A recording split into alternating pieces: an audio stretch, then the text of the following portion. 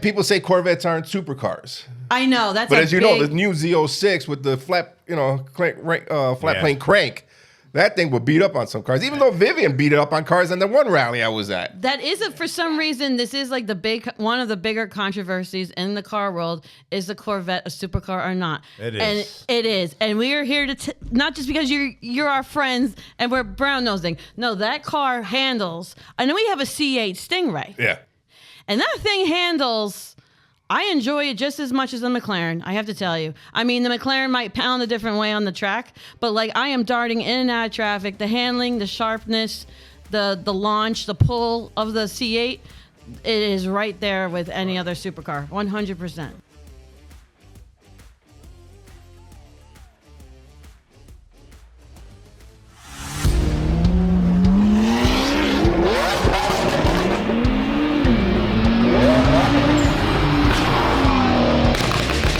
Welcome, guys.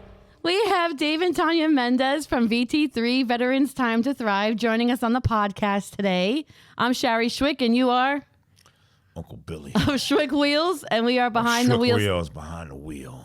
Yes, we are behind the wheel at Schwick Wheels on the Behind the Wheels podcast. You guys had a drive this morning.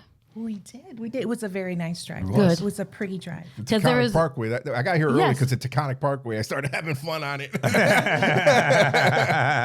You drove the Vet? Oh, yeah. We got Vendetta. Yes, well, yeah, exactly. So tell us what you drove down in.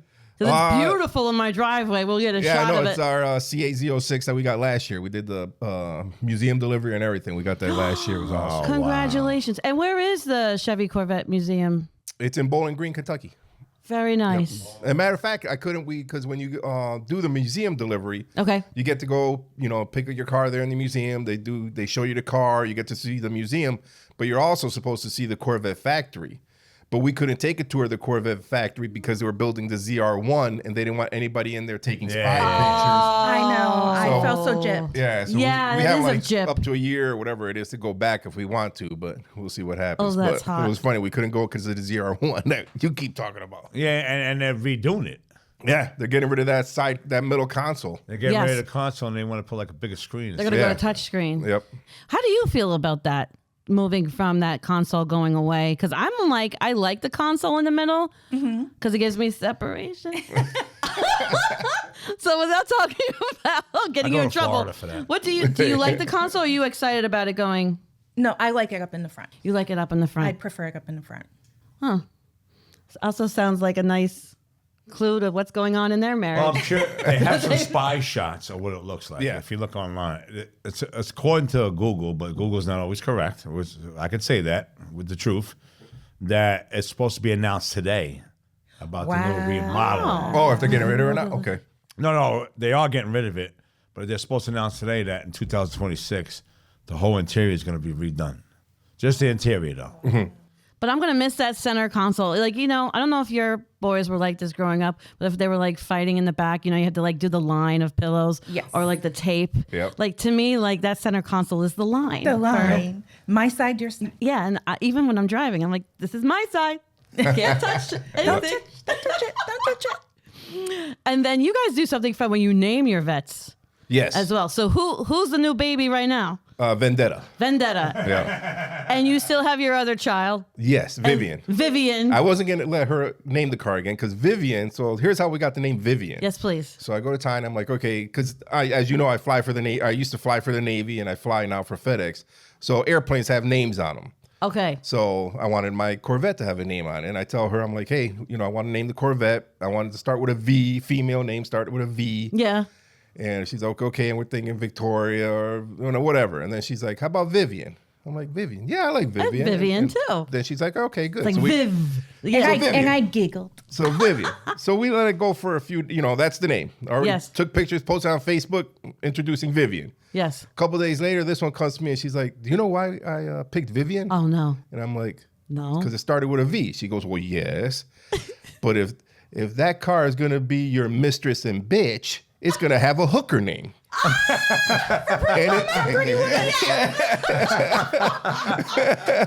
All my girlfriends knew. Julia Roberts was Vivian, and Pretty woman. Everyone knew. It was like an open secret. Like every Yes. time he would say the name, we would all giggle. And it's like making fun of him at the same time because you're like, Oh my God, I like that. Yeah, so that's how Vivian got yeah, her you can name. have your Corvette. So the Vivian. new one, I wasn't asking her for input.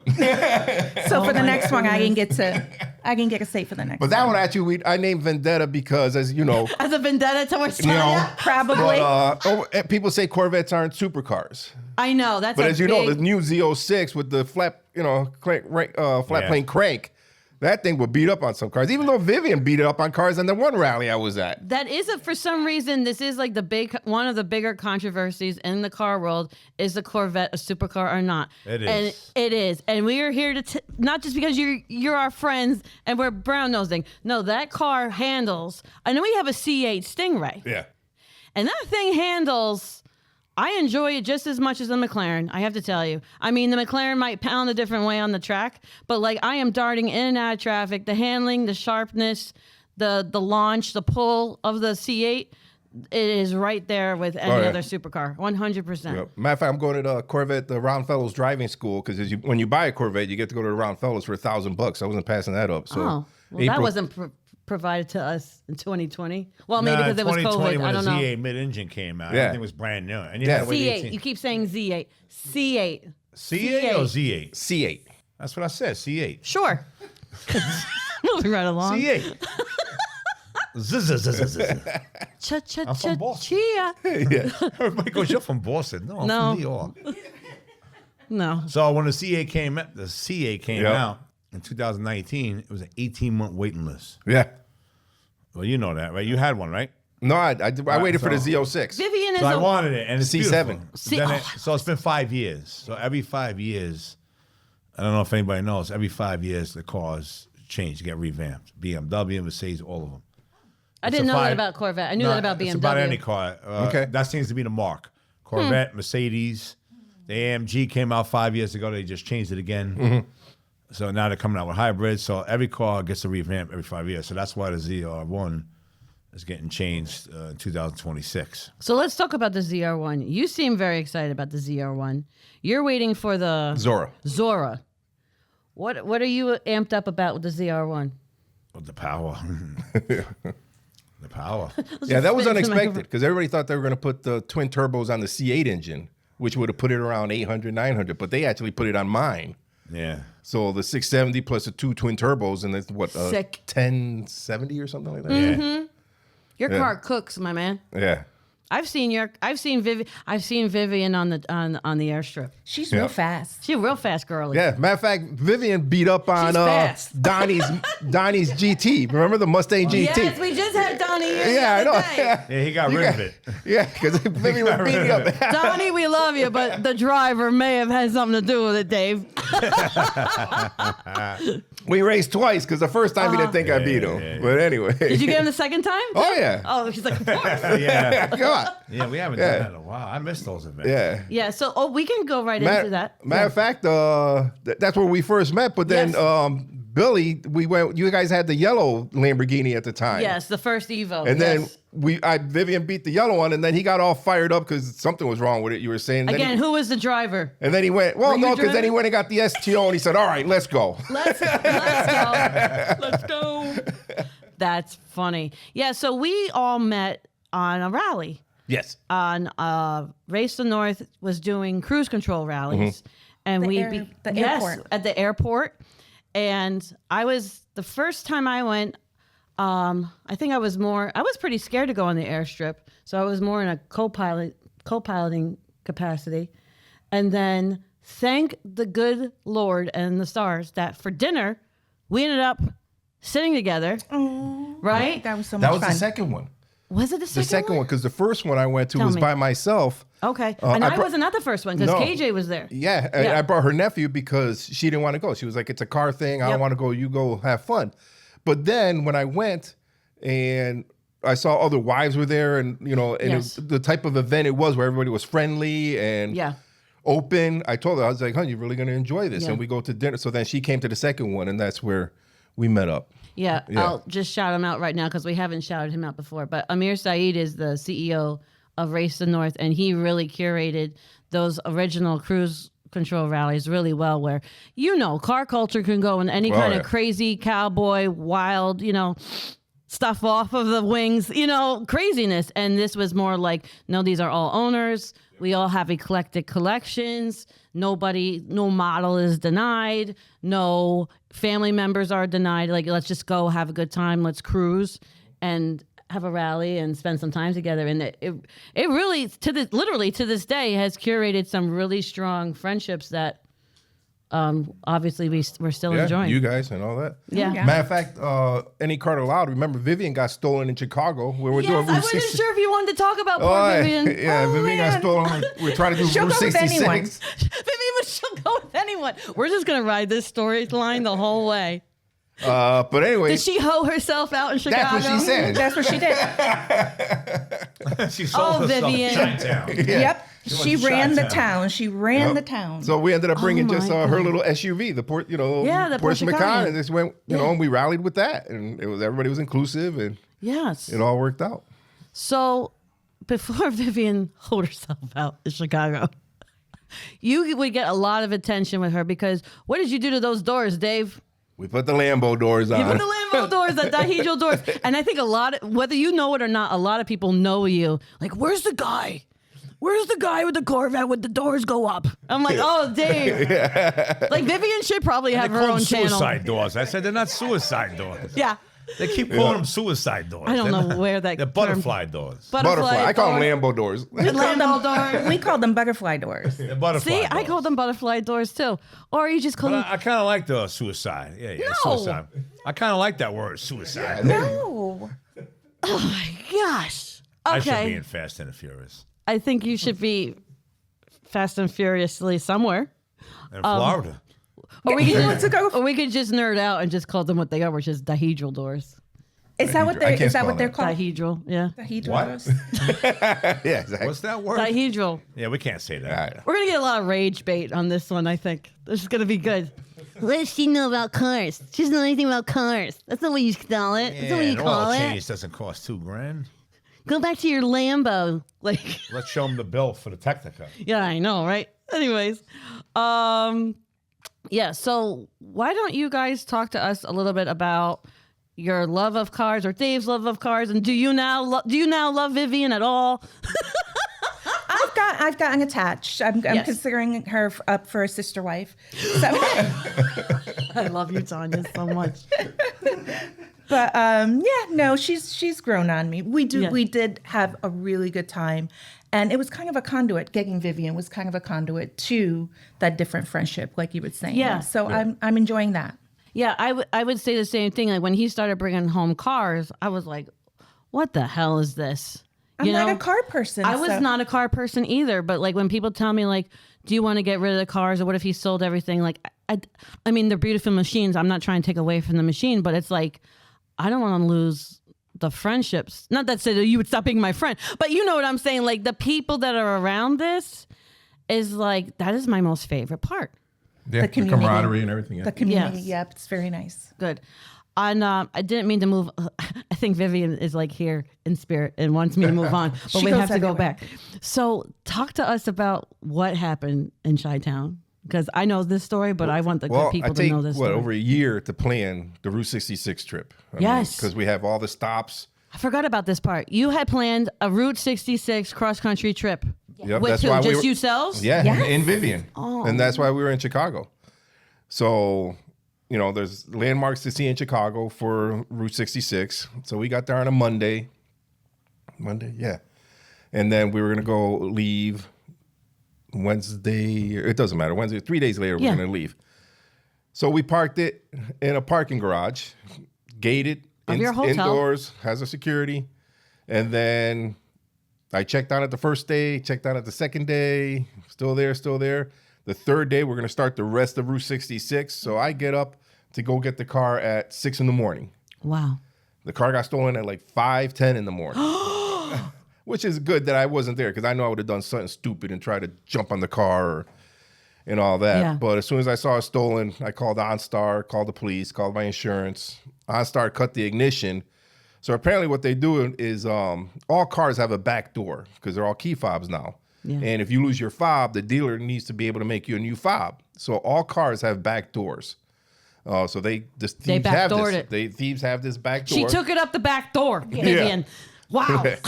Well, I just can't all the with her. thieves I have can't this. with her. They stole it. And then they take it. They found it in a garage, an abandoned garage in a residential area or something. So what the cops said they do is they'll take it, bring it in the garage, they turn it off, turn it back on. If the car doesn't turn back on, they know I called OnStar and they're searching for the car or that the car is getting tracked. So at that point, they just tear out what they can. So they go to the back. That's where all the computers are in a C7 Corvette. They just start ripping out stuff and all that. But when they took it away, they smashed the front splitter. I got to get a new splitter for the front. Wow. That's the only thing that hasn't been replaced. The wheels were damaged. The whole rear end is replaced. Wow. But So she's we got getting it a back. makeover. It's all she had to she's get all a back BBL. together. She got a BBL. She got a BBL. She had to get a That's whole what I new love BBL. about. You know what I love about Tanya? So many things. But Tanya's like me. Like, I well, like she's what a she lot. said about the vet, though. She's a lot. She's a lot sweeter than me, Tanya. But she has like this undercurrent, like the shark is What is under it? the Mistress water. and a hoe. Well, her aunt calls it la otra. In Spanish, it's la otra. That's Oh, boy. The other. the mistress. And so like she fits my brain where we're like, we're naughty. We're not nasty, but we're naughty. I might be like the shark where you can see the fin in the water. This one's like deep ocean. You're not going to see her until she's like, gotcha. That is so funny. And then you spent a long time, obviously because you're still working on the splitter on Vivian, that you've rebuilt. Yeah, the whole car has been rebuilt, so it took around a little over a year for parts and all that. But it's rebuilt, and the only thing I got to replace is that front splitter, which I'll get on. But she's drivable, and matter of fact, I took it to a car show last year, and she actually won a car show. Even with a broken nose. Even with a broken nose. You know what it reminds me of? Like getting all redone. We're just gonna hammer down this metaphor all day. You know, like in the scene in the movie where like she goes back to the lady who was mean to her in the store with all her bags. She goes, "Big mistake, big, huge." So that's Vivian being like, "Big mistake, Big mistake. big mistake." Now I'm really cute. Now I'm really cute with my BBL, Her my BBL. broken nose. My daddy still won a trophy. Okay, Yeah. that is so great. What's special about the vet is the history of it. 100%. And it's American muscle. Everybody's so focused and driven on European muscle. I wanted one my whole life. And then, we had I joined the military, enlisted in the military, and then we started having kids real young, so I couldn't afford it. And then when I was 50, I told her I'm not going past my 50th birthday without a Corvette. So that's what I got it for, my 50th birthday in June of 2019. It was funny because our youngest son decided he wanted to get married in 2019. Yes, he did. So she comes to me and says, well, you can't get the Corvette this year. Gabriel's getting married. And I said, I didn't tell Gabriel to get married On my 50th birthday. on my 50th birthday. I think Gabriel needs to get married next year. You cried? So I cried. Oh, okay. So I rage cried for about 2 days. Yes, you raged. I rage already cried got for about Vivian. 2 days. You got your car. I got my car. yeah, you gotta get married next year. I'm like, nope. I said, I'm not going man. past 50. I think I would have said the same thing. I know for sure he would have said I the waited same till I was thing. 50 years. I said, my 50th birthday, I'm not going Yes. past 50. Get my sports car. Now, in his but I've defense, always he- wanted one. he Like always you said, did want American one. muscle sports car. For me, God, family, country. So I was gonna say it fits you know. American to a muscle T. goes back over 60, 70 years, man. yeah. You know what I mean? And you just can't beat the. Yeah, it is a value car if you want to call it that. But who cares? You say they're building it. you know. And it has a visceral emotional response to it. There's a lot of pride that comes with being a Corvette owner. And Chevy didn't go electric. They didn't go hybrid. They're building, yet. They're They building will a be. gas-powered car. It's going to be a long time before they do it again. Everybody's backing out. No, the Zora is going to be coming out as electric. Hybrid. Hybrid, Yeah. excuse me. Yeah, it's going to be hybrid, Yeah. no electric. No, it's going to have the same ZR1 engine in the back and then the electric E-Ray engine in the front. Yeah. So it should be what you say, 1,200 horsepower. They're around 1,200 is what they're That's sick. expecting. Whatever, because I think the E-Ray is around 200 horsepower, the electric part, add that to the ZR1. So Well, you have beautiful roads up by you guys. you lose the front, the little, Oh, okay. the Well, front, because that's where the electric stuff is. it's good for a carry-on duffel. It's all right. And it's a big change in 5 years. Well, 5 years ago, the C8 was 100,000 all in. Yeah. The 3LZ, the top of the line Yep. one. Now you're at 200,000. Yeah, and ZR1's Really? over. It's gonna ZR1's go over. up, it's gonna hit. Well, it Right. starts. I 95,000. think the ZR1. I know. The I know. ZR1 starts at, I want to say 170 something. No 170. Starts kidding. at 164. 164. I thought it was But then the 172. packages go Yeah. up. So the big package is 196, 700, whatever the hell it is. Say 197. It tops out at 197 with the 3LZ package, convertible. I was gonna say you need the convertible for that one. So. Yeah. So that's the top of the line package, and that's before taxes and fees Yeah. and deals. So 200,000. Yeah, the Zora is gonna be probably 225, 230. Right. I called the dealership the other day, and he's like 100K over, and I hung up on him. Yeah, I know. Yeah. No. Well, That's then the nice thing about McMulkins, where I get mine. There's no markup. Yeah. Nice. Yeah. Well, you just tell Gabriel. Good thing you got married when you did, buddy. Yes, absolutely. Stayed married too. None of the other stuff, neither. Yeah. No No, kids for 10 Vivian, years. it's for you. No kids until I get my Zorro. Yeah, exactly. Grandpa's going out. No, Grandpa is always out. Grandpa is outside all the time. That's awesome. I know you have a granddaughter. She's what, 2 now? 16 months. 16 Oh, okay. months. Is Is the she- youngest. Okay. So do the kids realize that Grandpa's got Oh yeah. cars? And yeah. do they go with you? Yeah, William. Oh, Yep, cool. my oldest grandson does. William, he goes with me. Awesome. Moses is getting Oh, older, yeah. but he'll probably go. Yeah, I took William to a To car the show. car shows. Yep. I got to change his favorite color though. They asked him, Oh, "What's your yeah? favorite color?" He's like saying blue. I'm like, Vivian is red. Red. Or Merlot. Merlot, as my wife calls Merlot. it. I call it Merlot. Yes. Yes. We're upgrading. Getting her taste. Like, yeah. Yeah, but no, we have the 5 grandkids, and then Gabriel, who got married the same year. We have Dominic. And Yes. he is 4. 4. Yeah. He's Oh, gonna that's be 4. a be four. fun age. Yeah, we're taking to be in a car. Yeah, Be like so excited. Oh, we have pictures of him like baby, like like in the ready to car. rock He and loves roll. that. He loves that. You guys have beautiful roads up by you. yes. Oh, we do. So I have a funny story to tell about Dave. So we were up by you guys and we're going to talk about this for a while, for your VT3 golf gala last June. Last year. And so we had just literally hot off of the line, had our Lamborghini truck, the Urtus S, and that Verde Hydra mat. So you two were one of the first people to even see it. Yep. I only had the nose PPF at the time, which is a story that even we had Greg on, and he tells the story of how mad he was at me for driving it to Albany. I was like, just do the nose. I'll take care of it. And so we go to breakfast. The 3 of us get to breakfast together. We go to the Big Pancake. Is that what it's called? No, it's Twist Again Diner. Twist Again? Yeah. Yeah, the one on the corner. Yeah, twist again. Yeah. Oh, and it has the pancake that's like the size of the plate. Yes. I'll have to get the guys. Yes. So we got that. Didn't they have like a what do they Over call the it? plate. They The called big it pancake. Yeah. the over the plate. Is that what they call it? Okay. I Over thought the there was plate. a They special call it name. the Because when over it the came plate. remember it came to the table and Billy's like, Jesus Christ. Yeah, the Jesus again. I'm like, It came. cheese and rice, dear. Cheese and rice. Gosh darn it, golly gee. That's what you're supposed to say. So anyways, we're getting ready, and I think you've gone ahead because you have the baskets, you have everything that you have to get done at the golf course. So we have Dave with us, and so we have the Urus, obviously, and so we're coming out of the diner. I go, all right, Dave, you want to take it? He's like, no. I said, you're going to take it? So he drives the Urus, and we're going through these beautiful roads, right? And I'm like, I'm all right. I'm with a retired, Navy Admiral pilot. I'm like, I'm good. And he just sends it. He's like, wow. He's working in the back. I don't know how he didn't get car sick. It was super smooth. There was nothing about that.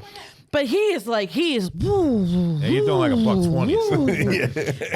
And I'm like, all right, he's the Navy Admiral. I'm with an Admiral. I'm fine. And I really was, but I was like, wow, okay. And so then we finally get to a stop sign, and he goes, oh, wow. That had more power than I thought it would. I was like, wait, what? I was like, wait, what? I almost died. I was like, okay, Dave. You have speed limits and you have drivers. But And I mean, he was cool as a cucumber. I'm like, I want him to be my pilot all the time because he was like, oh, sorry, Brian. He was like total poker face.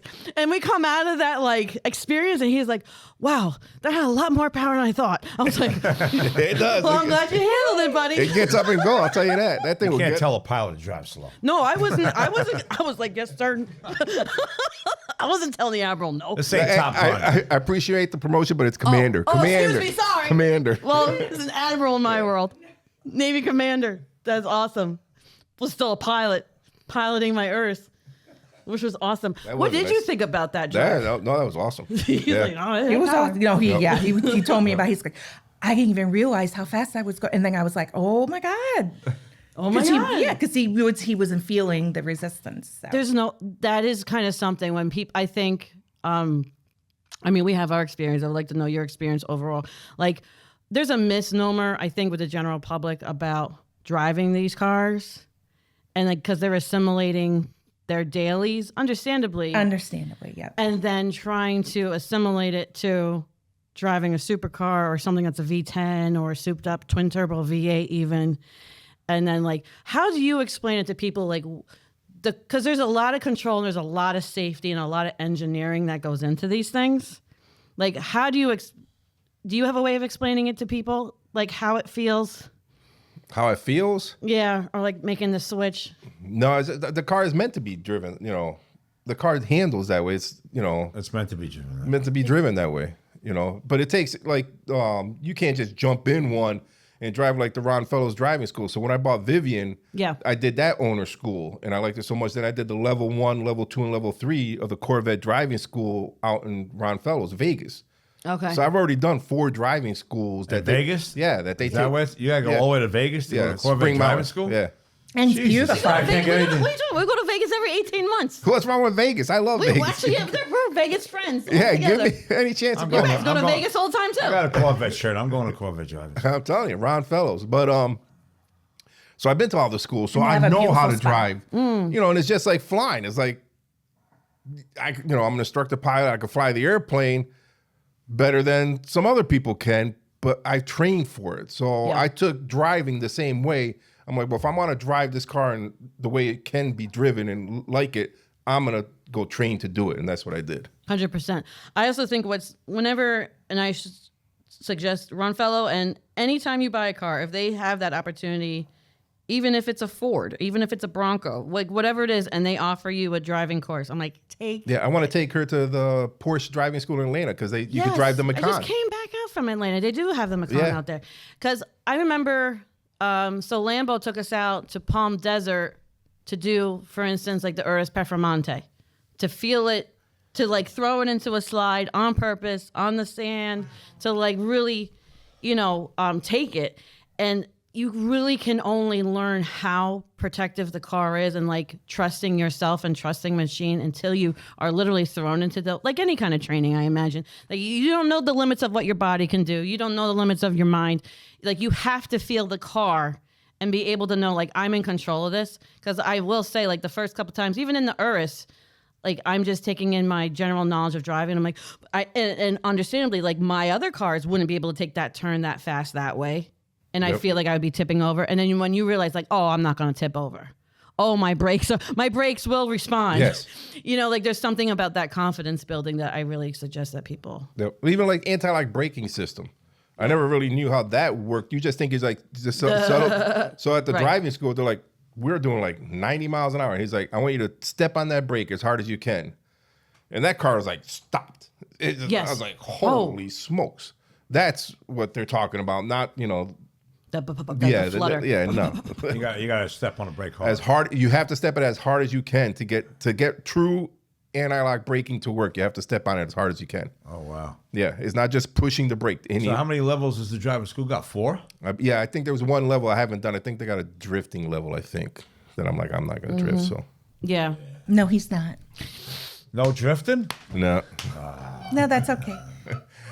You got to drift. I didn't like that movie anyway, Tokyo Drift. So forget it. Yeah, it's tough. We came at it. There's like a little something on my personal feed about we come out of Fast X, and we were so the last Fast and Furious movie, and we were in our shirts from like Universal Studios. We were pumped up. We brought the Camaro to the movie theater. We come out of that and we're like, what did you think, baby? It's the worst one they ever made. Worse. Aww. Our best Yeah, time. they're getting out there where it's like you launched the Fiero And into I'm space. assuming the last one's going to be, They really, they should just let it go. And I think, especially if you're trying to attract the car audience, like the easiest thing to handle on that was the audio work was so bad. Yeah, they should have kept it the way. We're Like, throwing a the- kid from one car to another. It's a cult classic. by Yeah, now. but we were They cracking ruined it. up. They ruined it. Because there was models of car in that movie that we own. Like we had the Camaro ZL1 in the parking lot. Oh, nice. And you're watching and you're like, that's not what a Camaro ZL1 sounds like, not even close. That's not what and we're like, that's not what a Lambo sounds like. That's not what a Camaro sounds like. So when we get outside, the kids had a great time because we're we're obnoxious. And so we're going like, do you guys want to know what a real Camaro sounds like? Yeah. And then it was just like, then they were like, Yep. and then there was a family. The dad was hilarious. He had a really beat up, like late '90s model Dodge Caravan, and he just like tried to rip it. Like he was just like ka-chunka, ka-chunka, chunka, chunka, chunka, chunka, chunka. It was hilarious. So that was like the best part of the movie was going back in the parking lot, Going back in the park. being with our people. Oh my gosh. So let's talk about. Oh, and I have a surprise for you guys. Ready? And whopper! VT3, there you go. I got my shirt on. I got mine. So let's talk about that day when we went up to the golf course, and because there's a beautiful car show coming up on July 12th. Yes. It's a Saturday, right? It is a Saturday. Yes. Right? It's a Making Saturday. Making sure I'm there on time. Up in the Albany area. And it's to sponsor and to support your nonprofit organization that you both founded and lead, which is VT3, which is Veterans Time to Thrive. Correct. Would you like to talk a little bit about your organization and No, I The car show would that's coming definitely too. And I appreciate the opportunity you're giving us. course. Well, My thank pleasure. you for having me. let's go? Because we're trying to get the word out of, we're in upstate New York, Amsterdam, New York. Yeah. Small town, 20,000 people? I think it was like 18. Yeah, 18,000 people is the city that we live in. We're next to Albany, 45 minutes away, which the capital. So trying to get the word out is what we're trying to do. So we appreciate it. So Veterans Time to Thrive, what it is we're in the beginning stages of building an apartment complex specifically designed for veterans. All right. And when I mean specifically designed, it's specifically designed to empower veterans to support each other in a way that the civilian population cannot, nor the VA has been Nor the capable VA, of. which I think is the most Yeah.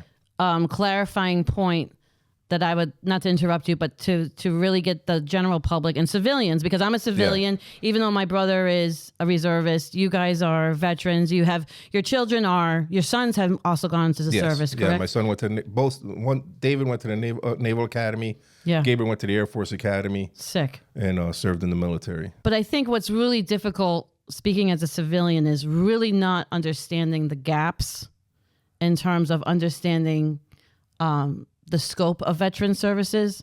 So, for instance, you have active duty, then you have VA, right? And that's pretty much from a civilian standpoint, like what we understand. So, can you speak a little bit about like that gap of where VT3 wants to address? Is that it's not being funded through the VA, neither is it necessarily active duty status. Yeah, so the main problem is the Veteran Administration is still designed or working on a military force that is from the 80s. Yeah. So, for example, I enlisted in the military, delayed enlisted in the military in 1986 during the Cold War, which was a nuclear standoff with Russia.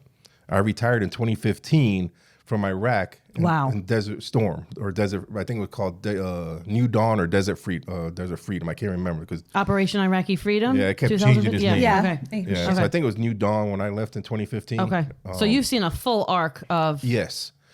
So when I enlisted in the military, females weren't allowed to be pilots or combat pilots. Wow. They weren't allowed to be on ships. When I was in the military, you had the homosexual don't ask, don't tell. A lot of changes happened in the military when I was there.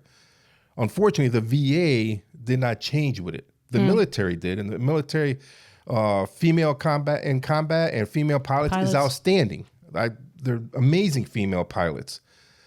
But the problem is, once they get out, they're going to have the same problems that the male veteran has, but with female aspects. Yeah.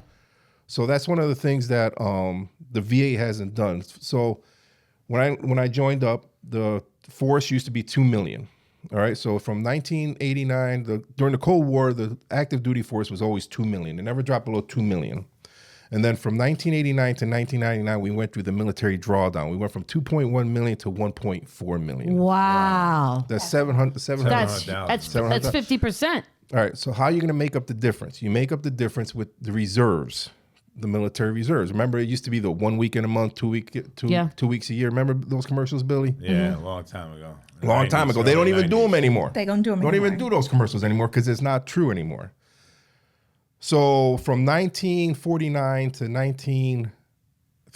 89, the reserve forces were utilized, major utilization 4 times, less than once a decade. Since 1999, they've been utilized over 9 times. We had the first Desert Storm. We had the 9/11. They were mobilized after that. They were mobilized for COVID. So they're constantly getting mobilized and used. It's no longer 1 week in a month, 2 weeks a year. I even remember Desert Storm with my parents' friends getting called back in because they were like Air Force paramedics in reserve. Yep. And then they were I remember them distinctly going and, Yes. prayer, family dinner circles at church and all this stuff. I remember that distinctly. Yeah. So what we're trying to do is, when you're in the military, we support each other. There's a support system. It's a community, like everything. 100%.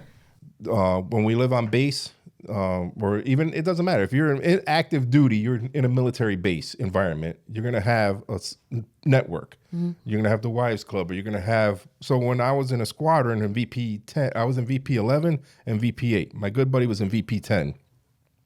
So when I was gone, he was home. So he would look after my Your family. kids. Right. When he goes, I'm home. I will look after his family. So that's how Wow. it would work. Yes. Interesting. So now reservists, you don't have that. So when I got mobilized to Iraq in 2010, 2011, I was there for a year. Tanya was left home in upstate New York when no network. No network. So I'll let you talk about that because you know better. The no net? Well, I mean, my family was there, so it was a lot different than from his earlier deployments. This was toward the end of his career, and we were living back home. So you would think, you're closer to family. It's going to be a little bit easier. I found it very isolating because there weren't other Navy wives or other military wives that I really could go to and kind of relate to. Vent with, and relate to some of the problems that we're facing, just all the time on your own. I mean, when they're gone and they're deployed, you have, of course, all the extra responsibilities that come with just taking care of every single thing on your own. But the emotional toll was really hard for me. Like even just taking one, I don't even want to call it one small variable, but like the boys having sibling rivalries with each other without dad home. That's a big emotional toll. Oh, yes. By yourself. Oh, yes. And and it was the first year that my eldest was away at school. So I was still home with the 2 youngest. And they were also going through, their distinct, separation anxiety with their dad. Because this is active wartime. Because it's active wartime. And I just felt like that emotional toll, unless you're really experiencing or understand, waking up every day, not wanting to see a car pull in your driveway or a government vehicle pull in your driveway. Yeah. Because he was gone. He was a pilot. He was. When Iraq, I was on the ground. He was on the ground in Iraq, which I think I felt a little bit better when he was in the air, when he was on the ground, and so I think that emotional toll, just carrying that, was just, and I didn't have anyone I could really share that with. Yeah. And even trying to share that with family,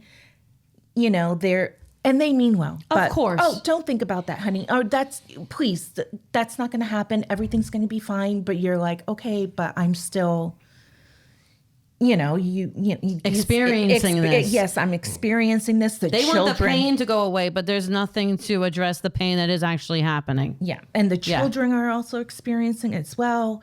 So it was very isolating for me. Very isolating. Gotcha. And so that moves you guys into hearing the call, so to speak, and moving to create a nonprofit. Yeah. Yes. So, Shari, I brought this book because I don't like misquoting this. Okay. Because this is, I went through it and we went through it, so we know it happens. But unless you have the science behind it, nobody's going to believe you, or you're just feeling that way. So what this book is, I actually stumbled across this book, and it's the Department of Defense contracted the National Academies of Science and Engineering and Studies to see what's going on with the military. Why do we have such a high suicide rate? Why do we have homeless? Why do we have PTSD? Let's call out the full title. If you want me to, I can hold it up to the camera. Yeah. So strengthening the military family's readiness systems for a changing American society. So we just touched on it a little bit, but let me read this to you real quick. All right. Through its review of the evidence, the committee finds that while many of the DoD's policies, programs, services, resources, and practices focus on the well-being of military families, they do not adequately address the current breadth and diversity of service members and their families and their corresponding diverse needs. Today's military families are dynamic social systems whose diversity includes single service members in committed long-term relationships with non-marital partners, service members co-parenting with ex-spouses or partners, children and other family members with special needs, same-sex couples, we didn't have that in 1986, or that we knew about, and people for whom English is a second language, among others. The families have varied and ever-changing stressors, and need ranges from the commonplace to the exceptional.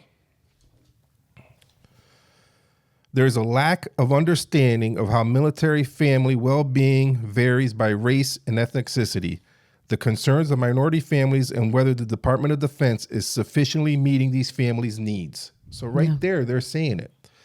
So here's what I was also talking about. Since the end of the Cold War, the National Guard and Reserves has served at unprecedented levels, filling critical roles in disaster relief and homeland defense in the United States, as well as serving in military operations overseas. However, they face frequent family separations, changes in pay and benefits eligibility associated with shifting military statuses, and disruptions to civilian employment and business ownership. And they may not even live near a military community that could provide formal or informal support. And I'll read the last one to you here. Continuous conflict over the past 2 decades and associated increases in operational tempo with an all-volunteer force have variably impacted family well-being and resulted in support needs that are more urgent for some military families, including National Guard and Reserve families. So I knew what I felt just from the 1 year in Iraq. So, like I said, I enlisted in '86, and then picked up a scholarship program, came back home to RPI to be with my high school sweetheart, now wife of 30-something years. 30 years. Blissful years. So picked up the scholarship, went to RPI, picked up the pilot program, became a pilot for the Navy, started flying, and I went pilot training in 1992, got winged in 94, and I flew all the way through 2007. I screened for command, but then Brunswick got bracked. So by then I was too senior to go play in somebody else's playground. So I had to go start flying a desk. So I went from... Not his favorite thing. Yeah. I can imagine. So I went and became the Chief of Staff of the Navy History and Heritage Command out of Naval Yard, Washington, D.C. Which was my favorite thing. Okay. And I was going to retire after that. That was because I was at 17 years. It was going to take me to my 20 years, and I was going to go away. Right. All right. Well, at 19 and a half years, I get the phone call saying you're being mobilized. Wow. And you can get involuntarily mobilized for up to 365 days. So I get the phone call. Because you're at what day? Well, I didn't even start yet. They just called me. I was at 19 and a half years. I remember I think we're almost going to bed. I had to get this call that, hey, you're being mobilized. You got to go to Iraq. Holy, at 19 and a half years. We were in discussions about retiring. Yeah. Jeez. So we were already having those, Setting up a retirement party. Setting everything up. And then he gets this call. So it kind of just blew And you us. were already in Desert Storm. Like, you've done my time. Flying though, right. Yeah, so that's different. It's a totally different. So But this is, I'm just saying, I'm yeah. just empathizing, like how re-traumatizing this is. Yes. And, and it was so unexpected. We were blindsided. It was very unexpected. So, and being working at the Navy History and Heritage Command, there was people that worked under me that got that phone call before me. That you got to go. There's nothing you could do Because there's this gap of recruitment, and we don't have they bodies. need reserves because we're missing 1 million service persons. Precisely. So I get the phone call. I'm like, okay, well, I'm gonna go. I told her we got to get going. So, Because you are still property of the United but States. now I'm living in Amsterdam, New York. I'm drilling out of Washington D.C. like I mentioned before. Okay. So anyway, this is an IA, individual augmentee. I'm a Navy pilot. What do they tag me for? To go be. Have you ever seen the movie War Dogs by any chance? I have not seen more dogs. It's a good dog. It's a good movie. But it's basically about Iraq and arming the Iraq People. forces to self-sustain. Self-sustain. So I was going to work for ISAM, Iraq Security Assistance Mission. We arms dealer basically. We sell them the equipment. This is how you fly to take care of This is how stuff. you And then arm you that. have another unit called ITAM, Iraq Training Assistance Mission. We sell them the stuff. ITAM teaches them how to use the stuff. So it's a joint command. Air Force, Navy, Army, Marines, joint command. But I'm a pilot. What do I know about selling Ammo. anything? Yeah. So first I have to go to Air Force school to learn how to be an arms dealer. So they sent me to Wright Pat where they're, I don't even know what they, anyway, it's where their school is to sell stuff. Right. And the bookkeeping and all that. So then after that, I got to go to one in, where did I go? It's not Fort Jacks. It wasn't Fort Jacks. It doesn't matter. But it's South Carolina, whatever Army base is there, I got to go to Army training. So before I even go to Iraq for a year, I got to go through like 4 months of training. Yes. So 4 to 6 months, even before he was boots on the ground over there, he was already Gone. Not being home, because there was all the extra training he had to train up for, basically before his actual deployment. So yeah, it's a year that he's in Iraq, but it's actually really 2 years that the family's going through the process with the service member. Okay, so now Tanya and the family are I want to say isolated, keyword, because I'm going to bring it up later. And then I'm isolated by myself because I'm going through this by myself. I'm individual. It's like I'm not, before when I was flying, I was a part of a squadron. Yeah, you know your team, you know. There was hundreds of people. We know everybody, you know? So now I'm going there and you're meeting new people and, even though we're all outgoing, all four of us are outgoing, it still takes a little bit to make friends. And do I trust this person? And, and then in this situation, do I trust you with my life? We're talking, because now you're talking to Iraqis and you got to figure out who's safe, who's not safe. Because you can't walk and chew gum at the same time. And yet I'm going to Iraq with you in a combat zone. So yeah, I was fighting against you back in 93. Yeah. Right. So anyway, we get trained up. I go to Iraq. I get to Iraq in November of 2010. The guy I was supposed to relieve, an Air Force major, he got sent home already because remember I told you 365 days is what they could involuntarily mobilize you for. You go past 365 days, it triggers all kinds of stuff for money. It's all about money. So you go over that 365, they owe you all kinds of stuff. It's like OT on steroids. So so they're not going to do that. So they're like, you're out of here. Just sort of honoring your time. You're like, going. all right, you're too expensive. Now, I never even met this Air Force major. We were supposed to do like Zoom meetings and stuff for him to do a turnover. Like, hey, these are the contracts we have. Because that's what I was doing. Remember, I'm just arms dealer. So there's a bunch of contracts that I'm selling to the Iraqis. The Iraqis have to sign them and all that. Anyway, I get there November 2010. Never meet the individual. December 2010, when he's back home off his leave and about, we're supposed to start meeting up, find out he commits suicide, leaving his wife and 2 children. Oh, gosh. Heaven be with them. So there's the guy so that's my introduction to Iraq. The guy I'm supposed to Be learning from commit suicide. Yeah. Leaving his wife and 2 kids. Oh. I got the Iraqis asking me, hey, where's so-and-so? He left. He's you know, gone. that's all we're Right. allowed to tell them. He left. Right. He was done. Right. So Right. I'm taking over for him. Right. So that's what's going on. So let's fast forward a little bit. Same deployment. Fast forward a little bit. I don't know, 4 or 5 months, whatever it was. Doesn't matter. A Navy commander who works for me gets served divorce papers during mail call. And we're supposed to go outside the wire. So I'm like, well, you're not going anywhere. Take your stuff off. So I have to take his place. So now we got 2 things happening. I wasn't planning on going out, but now I got to go out because I'm not going to let this guy go out. He just got served divorce papers. He's feeling like hell. One, he got served divorce papers, but now I'm taking his place. What happens if something happens out there? You know, and I found this after the fact because we're good friends. Matter of fact, Air Force, he was an Air Force lieutenant colonel, like I said. So he actually sponsored our son Gabriel when he went to the Air Force Academy because he was out there in Colorado. He said, I'm taking care of your son. You took care of me. So after he told us, that was the worst 3 hours of his life, worrying about if something happened to me, that he caused it because of the divorce papers. So you get these weird dynamics that happen. With, like you said, with women being now more in the combat focus and being pilots and stuff, the stories, because then I'm about the same time that you're talking, the same exact time that you're talking, 2010, I'm getting my master's degree in mental health counseling. And I wanted to focus on female military service and trauma and all that stuff. And the light research I was finding of, like you said, like situational things that just haven't happened, where's a support system where we had female combat personnel, pilots even, getting served not just divorce papers, but then being told what their child custody would be like and what's happening, being called on accounts of abandonment. Yes.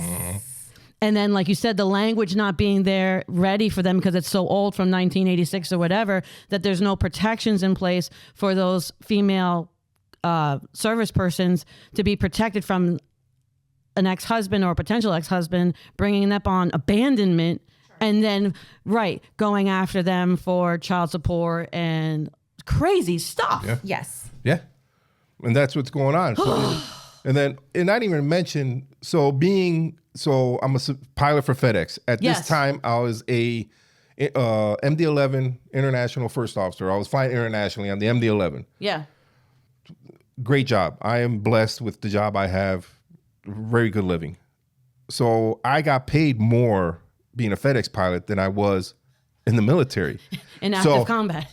So going beyond the wire. So thank God when you're in combat, you get tax-free because you're in a combat zone. Oh, thanks. So you do.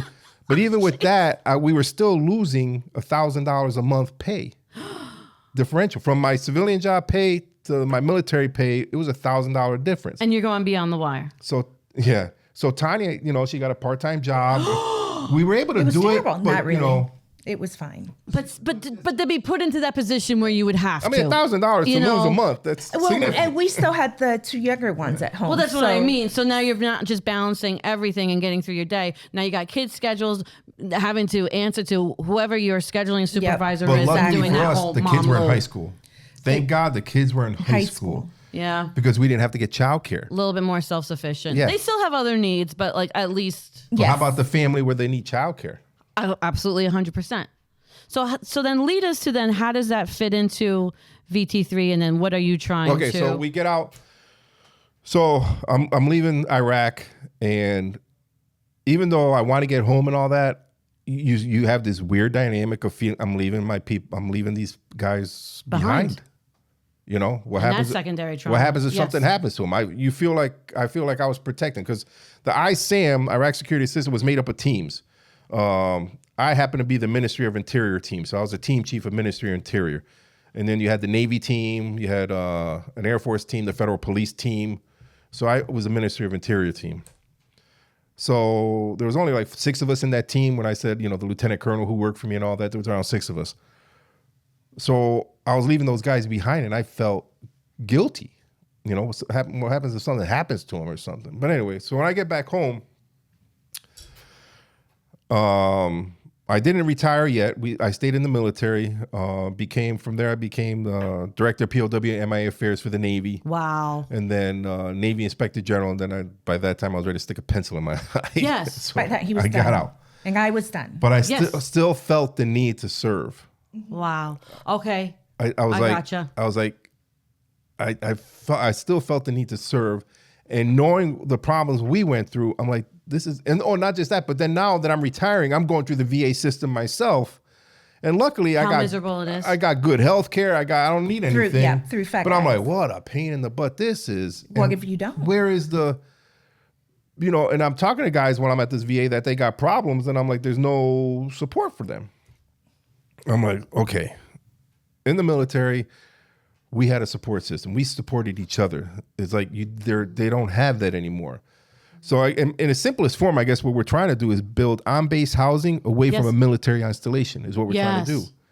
Like I said, the building is specifically designed to empower the residents to support each other in a way that nobody else can. And they did in the military. Mm-hmm. So it's 12 units, 2 bedrooms each, washer, dryer, kitchen stuff.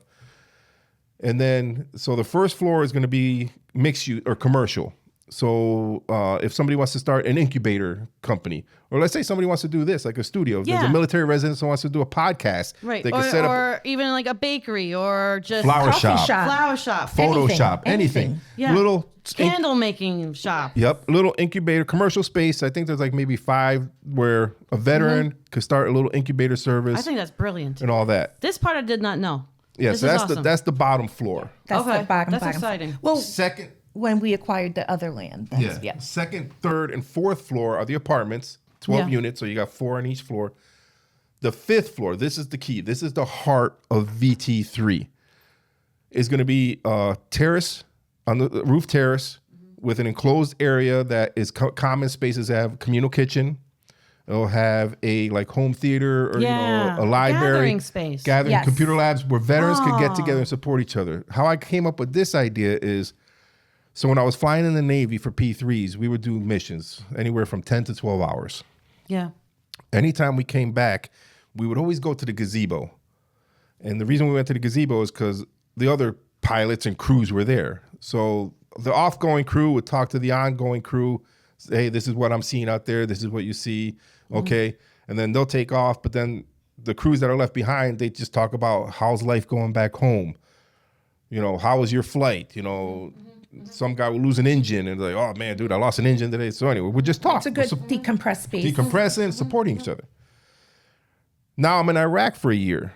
And then in Iraq, after we're done for the day, we would always go to like a picnic table. There was a picnic table behind the things. We would go there and we'll listen to music, drink fake beer, and talk about the day. Once again, same thing, talking about the day, talking about back home, talking about this, talking about that. We're supporting each other, decompression. So that's where I came up with this idea of this communal area, this communal space. So you were talking about the female combat vet. Let's say I have a female combat vet with a couple kids in there in the housing, and she needs help, right? Yeah. Let's say we're there. Well, we could cook dinner for her when she has to go. When she's coming home from work, dinner is ready for her. We could watch her kids. The flu. Yeah. Or the youngest has the flu, and just having someone else there. Just daily life. This is a pilot program. There's nothing else like this. I've Googled it. You got Tunnels to Towers, great organization. Matter of fact, they're getting into what's called veteran villages right now. I contacted them. They contacted me, and we talked about it. The difference is homeless veterans. Yes. So there seems to be like these pendulum of services, and then you guys are really in this. So that's my middle, and that's actually my catch-22. Yeah. Even though this book says this is needed, this is the solution.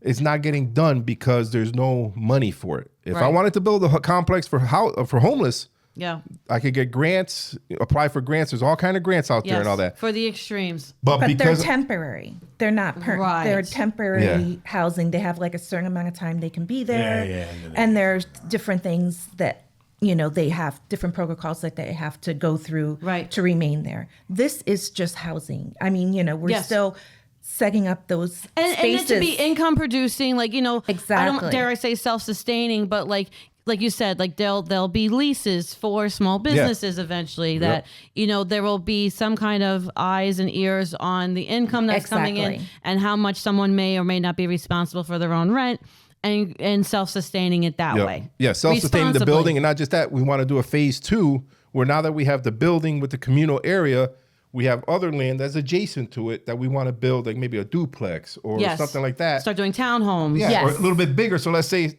the people that moved into our 2-bedroom apartment, they have 2 kids now.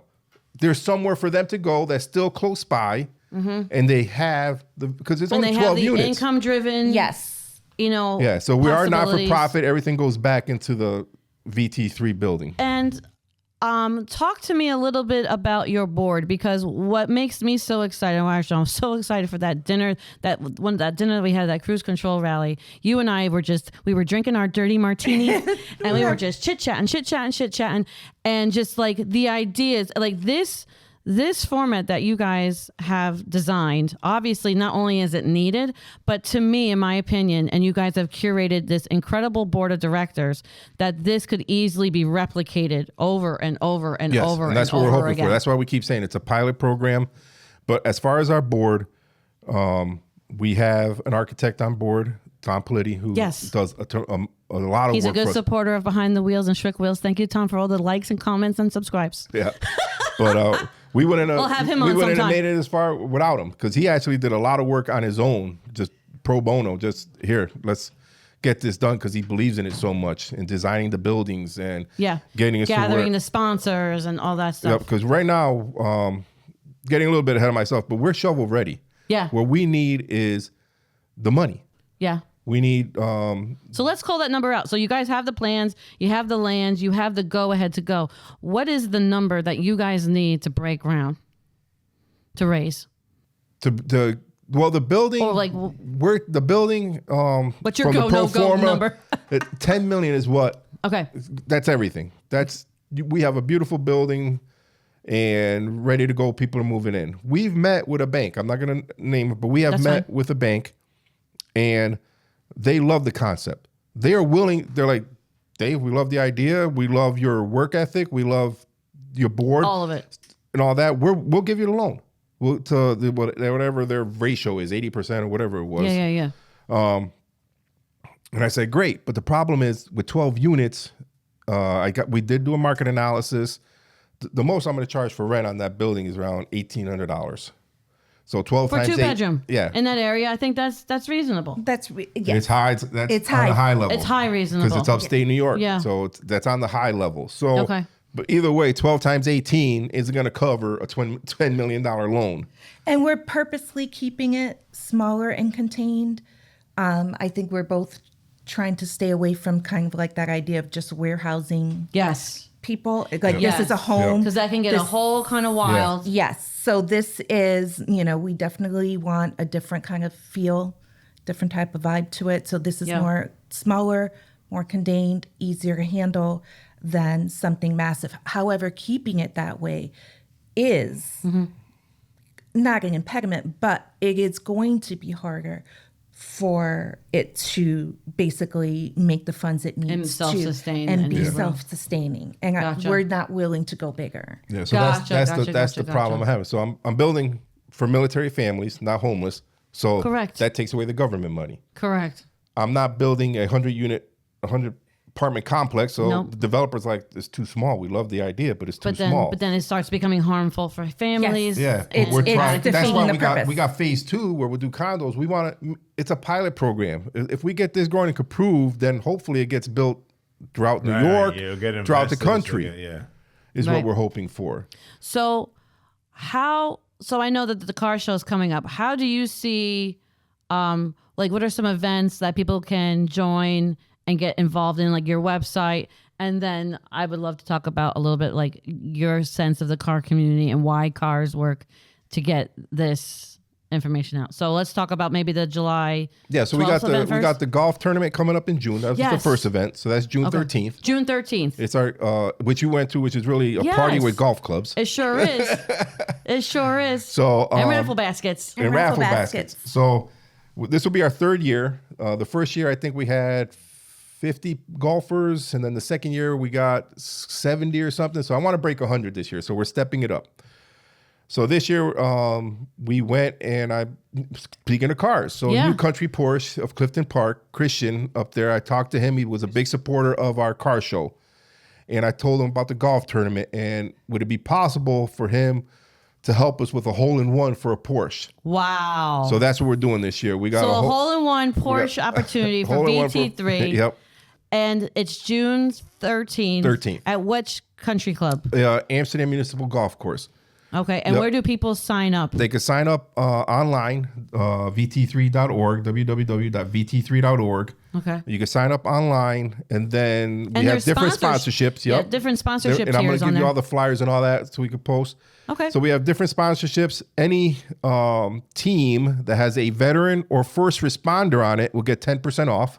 Nice. So the red sponsor is $1,500, but that gives you your logo, business logo, and signage and the polos that we're wearing, and a dinner before. That's a great logo. A dinner, thanks.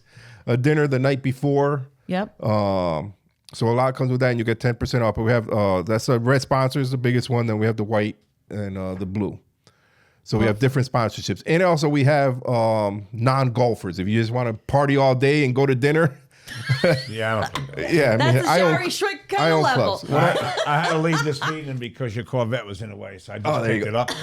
There you go. Thanks. Appreciate it. And I wore a Corvette shirt. I did it, so I just we're both. I just slid it over to the you left. That's why the dogs were barking. Nice. And then the car show is July 12th. Yep. And where is that location going to be? That's also in Amsterdam. It's on the south side, in front of the Veterans Memorial. Because that's the event we're making it to. So you want to come and see Uncle Billy and Shari Schwick argue about parking spaces. Where? Where are we going? Amsterdam. We're going to Amsterdam. I don't even know where I'm going. That's okay. You talking about the golf thing again? No. Well, the car show in the same Stay city. Focused on the conversation. When's the car show? July 13th. We're here for July 12th. I'm getting all of my numbers screwed up because just listen to the I don't conversation. do the schedules, obviously. So You just listen to the conversation, He's maybe. listening. What's this? actually, to backtrack, you talked about the board. So one of the things that was important for us to get this done is, one, we're all volunteers. Nobody gets paid. We definitely don't get paid because we've been supporting this thing. But it's all, not only is it all volunteers, but they're all from Amsterdam.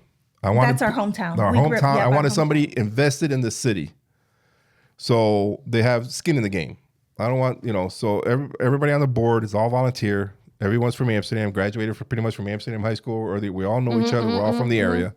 I grew up specifically, and Tom Politi grew up specifically in the area where we're putting the building. Right, because then you two are high school sweethearts, which is amazing. All the events we do, we hold in the city. Yeah. This is, now we're going to serve Montgomery, Saratoga, and Fulton County, but the housing development is going in Amsterdam.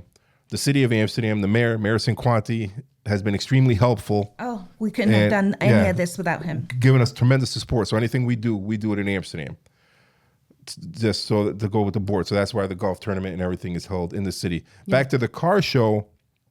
One of the things we do at the car show is we always honor a veteran who is from Amsterdam, joined the military, so they're a veteran, and has come back to Amsterdam and done service or something for Amsterdam. In the community. In the community. So the first one we had was Verns. He was an Army veteran.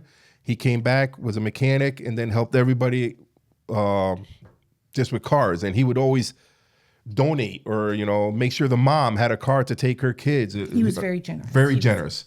So we did him. The second year we did Lanzi, Antonio Lanzi. They owned the Lanzi's family of restaurants, but he was Army veteran. He came back home and they opened up restaurants and they donate tremendous amounts throughout the city. Is that where we were last year? Yes. Yes. They have a lovely restaurant. Yes. Right there on Main. Yeah. That was a good time. Yeah, Yep. and we have our personal. We had story. Aperol Spritz there. The Aperols See, are the best. me and Ty, I remember our conversations based on our The cocktails. best. Yes. I don't remember me and Dave's conversations because we go half bottle into like Widow Jane. And I don't remember anything that happened. Remember anything. All I hear is like wake up, I'm like, Dave, you did need me for a car show today. I don't think I can get up. Yeah. And then last year we did Izzy Torres. He's Army and then came back state trooper. Awesome. And served the community as a state trooper. So this year we're looking for the female, actually. I'm going to put it out there. So we take inputs from the city, from whoever. So this year we're hoping to get a female. A woman service person. Yes, a female veteran who's served the community. We were hoping to be able to announce it today, but we haven't had. We're working on it. We're working on it. We had one. But she decided to become a judge. Oh, we had a Marine female who was all lined up, and she decides to become gosh darn it, those people who just want to keep serving. Come on. We just want to throw you a party. But no, but we plan to be there and bring the guys and that's awesome, to hype up whoever your awardee is, come into the car show and see who it is. Yeah, That'd be for fun. sure. So what attachment to the car community do you have when it comes to these things? Like, are you seeing love from the car community? Like, you know guys what? We couldn't. So we started in 2019, like you said, and then COVID hit, so we were shut down, and then we started up again, and we got to fundraise. How are we going to fundraise? The first one we were going to do a bowling thing in the fall, in the spring. Yes. Because nothing could go on. It's winter. There's nothing to do. So we're going to do a bowling thing, and COVID shut that down. I remember that for sure. Yep. That was supposed to be our first one. So we're like, all right, now what are we going to do? And then somebody said, I forgot who, why don't you do a car show? Because it was still with social distancing. Yeah. So they were still that Outside. everybody's outside. Yep. You can social distance. And like you said, the car people out. community, everybody is friendly and supports and, so I said, all right, so we'll try to do a car show. So we did the car show. We had over 100 cars. It was a great turnout. People loved it. It was amazing. And so to be honest, if it wasn't for the car community, I don't know if we would have got over the hump to just keep going. Isn't it incredible? Yes. Yeah. It's just like you don't think you just don't know until you tap into that that was community. after- Like, holy cow. That was after the first one, and then we run into you. I think it was for the second car show. We ran into you, and then you guys became big supporters and donors of VT3. So that's what I'm saying. The car community is what got us going, and this keeps us going with all the other supporters, and not just that. So when we did the car show, I have to go out to the city, find sponsors or people, talk to them about VT3. Yeah. That's how they learned about it, and they became sponsors and continue to sponsor. As a matter of fact, last week, Adirondack Beverage, they're donating. They became a $2,500 sponsor of the golf tournament. Just this past week, I was talking to them. Awesome. So as we're starting to wind down here, we're not done yet because we want to do what's called taking you guys full throttle around a fast Q&A. Okay. But before we do that, I know you want to shout out your sponsor list. Because let's do that. We couldn't honestly, like I said, we come from that small town, Shari. So these companies get hit up by everybody every year. Yeah. Milking the same cows. Exactly. But these are they continue to step From up the for beginning. us. So these are the sponsors. It's not just these. We take your time. love all the sponsors we have, and everybody who donates. We appreciate it. We need it, and we appreciate it. But these are the people who are like 500 above or 1,000 above. Mm-hmm. So I definitely wanted to give them a shout out. So we have Five Corner Mobile and Deli. They've been sponsoring our car show every year and letting us, pay for that. So a car show, we still have to pay for the trophies. That's around $2,000 for the trophies, as you know, and then everything else. So Acoustic Attack, that was they make guitar picks. nice. And I think I've seen the guitar picks in the goodie bags you guys have given us. Yes, in the we got past. $1 from every stealth guitar pick they sell. We were getting $1. We're talking about renewing that contract with them. That's awesome. Adirondack Home Heating, Affinity Building, Albany Ketamine Infusion. Albany Ketamine Infusion actually helps veterans. Isn't that Carrie and Phillips? That's Kimmy and Phillips. Yep. Kimmy and Phillips. Yep. Yes. I love them. We met them too on Cruise Control. Yeah, that's how I met them through the car thing. And they do microdosing with the ketamine. Yep. Maybe we'll have them on the podcast, guys.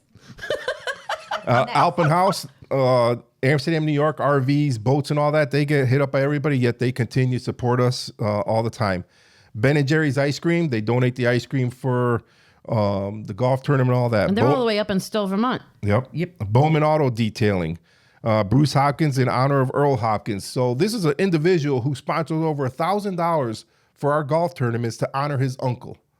Creekside Tavern. CT Painters, DJ John, who does the DJing for all our events, no charge. Nice guy, No too. charge. Yep. Really nice guy. DVR portable restrooms, that helps. So a You lot need of to go to the potty. yeah, and they just donate, and I think sometimes that's That's even a more. very expensive event. They line deliver. item. They deliver. They pick them up. They donate. No charge. No nothing. So There's a SHIT joke in there somewhere. Yep. yeah, here Great Sack and Dogger And Brink. number one and picking up number two. Did you just think of that one? You just thought of that. That was perfect. I love that We one. do take your shit. Yeah. So I'm glad I'm reading this. Great Sack and Dogger Brewing Company in upstate New York. I don't think you visited them yet. I've heard of them, believe it or not. They're awesome. Upstate New York. They have a nice area. So like, they could build a little fire out there. You can cornhole, and they got live music. Brewery owned by veterans, but they're making us a VT3 light beer to sell at the golf tournament. That's exciting. Yeah. So matter of fact, I gotta. We have some to sample after. Oh, good. They gave me a growler, but we're gonna can it, and then. Did I have that? I thought I had. I must have left it downstairs. Nope, you left it downstairs. Oh no, here it is. Ah, there it is. There it is. You got that in there? Oh, look at that. So that's gonna be on the beer can. That's going to be on the beer can. Oh, that's nice. That's a beautiful label. So it has our story on the side. Yeah, that's Oh, nice. that's gonna be That's awesome. their logo. Keep cold. Yeah. Keep cold and carry on. I like it. Yeah, it's awesome. Very Veteran unique. owned, but they've been supporting us, and they last year I bought beer from them to sell at the golf tournament, and then talking to them this year, they're like, well, why don't we make you a beer? That's awesome. I was like, yeah. And so Wow. actually, and then we got local Just the restaurants. generosity that just comes up out Yeah. of nowhere. And then They we just got offer it. got local restaurants that are selling VT3 Light on draft, and then we're getting half the proceeds. So like the Creekside Tavern, great organization. They support our golf tournament every year. Lion Street Bar and Grill, they're serving it. So all these places. So let me continue. I'm sorry. Yeah. Here's Studio One. Herc's Tavern, car show. So some of these restaurants, to do our car show, we have to close down Bridge Street. Yes. So I have to get, and these, Town permits are a real thing. and they are all on board for the Veterans Car Show. Yep, you got it. So all these, Country Roots Photography. We have our photographers. They came on the first event, and they do all our events, not just the car shows and golf tournaments, but anything we do with Veterans Time to Thrive. They are there to take pictures, no charge. They sell them online, and we get proceeds. Wow. I mean, Lanzy's family of restaurants, specifically Lorenzo South Side. So Lanzy's owns a bunch of restaurants. Tremendous support. Lion Street Bar and Grill. Mangino Chevrolet of Amsterdam, New York. One of the first sponsors we had from a car community, from a dealership, I should say, that support us. MHX Phone Company. The Montgomery County Sheriffs. It's good to have them on our side. Music Man Entertainment. They were doing the music at the golf tournament that, as you know, is a rave party going on. Nicolino's Paintworks Collision Center. That's Dave Stump. Oh, I love Dave. Yep. Pioneer Bank. Polity Architect. Porsche of Clifton Park, who has given us the hole-in-one. Porsche. Rain Dancer. Rayco of Schenectady are huge sponsors. I can't say enough about them. They've been really supporting, not just throughout the years, not even our fundraisers. They're like, here, we want to donate to VT3 to keep you going, to pay for administrative stuff.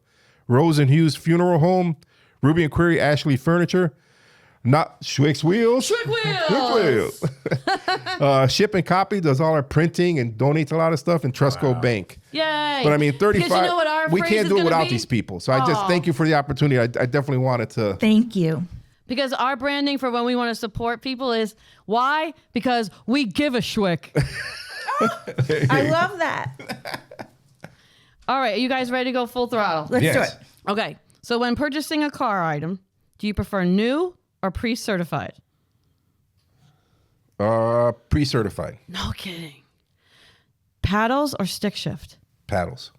Nice. Paint or wrap? Remember who your sponsor is. Yeah. Well, I'm gonna say paint. Yes, I was thinking of Dave. Hi, No. Dave. Paint. Yeah. With the No, collision paint. center. I think you could do a lot of amazing stuff with wrap, but to me it's cheating. Yeah, I You can know? see that. So I can see that. anyway. 2-door or 4-door? 2-door. Yeah? Yeah. Okay. I let him pick the cars. I'm not the car Oh, person. this is easy. Chevy or Mopar? Chevy. Chevy. Okay. A coupe or a spider? Depends. Yeah. Because if it's hard, Spider. If it's soft top, I'm not a. Yeah. Yeah, no. You same for you, Tanya? Do you prefer the convertible want a type? soft top at Or do you all. prefer the coupe? Well, I just want to say that I am car illiterate. And I'm just there to Be pretty. be pretty And be a ride in passenger the car. princess. And I love the cars. I love the cars for their artistic. Yes. Their Can I just artistic say, aspect. and then I've made fun of this term, but no, you really are my favorite, most serious passenger princess of all time. All hail Princess Tanya. Oh, thank you. This is how you passenger princess. She embraces but it. But if he, Yes. he's the one who knows all this car stuff. No, but you are grade A in my eyes. M series, like a BMW or import tuner. M series. You like a twin turbo or a supercharger? I'm gonna go supercharger. Vivian got the supercharger. Really? Vivian got the. I Nice. haven't. thought you were gonna go twin turbo. You know what? The on Porsche me. got the twin turbo. No, the supercharger. Okay. I think it's more responsive. Yeah. Do you prefer to rally or cruise? That I know. I like to cruise. I love drive. Whatever you got to do. Rally or cruise. Okay.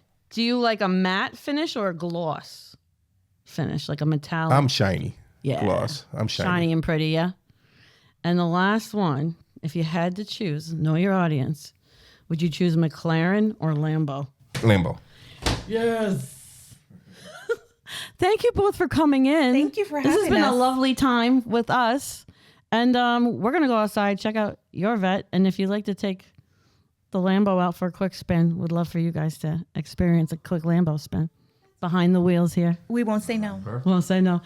Thank you. This has been Shari Schwick behind the wheels of Schwick Wheels with Uncle Billy and Dave and Tanya of VT3. Thank you so Keep much. watching. Keep supporting. Thanks We'll for see you on having the us. road.